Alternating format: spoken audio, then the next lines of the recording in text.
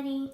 Okay, now to solve Rubik's Cube, we have to make white cross on the white side right here. You see, this is white side, this is white center, and this is blue, this is yellow, this is orange, this is red, this is green, you know.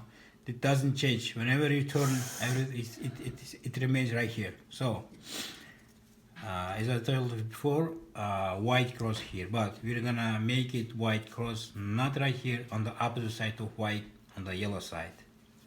Okay, to do this is very simple. You just bring white right here on the fourth side. That's it. For example, one white, okay, another white, and we're gonna find another white here. And where is the other white? Okay, so we just collected 4 whites around the yellow center, and we're gonna match the these colors of white with the center. For example, this is white, this is blue, and we have to find blue center. We just turn right here. You see, we found it. White, blue, blue, and we just turn 2 times. 1, 2, and the same thing.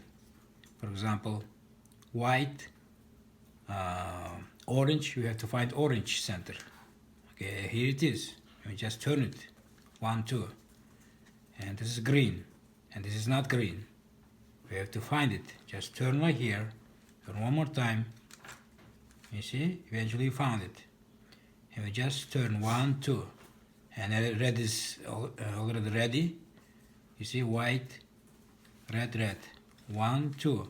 Now look at here. White cross is solid, and the matching color is also solid. Green, green, red, red, blue, blue, and orange, orange. That's it. Got it.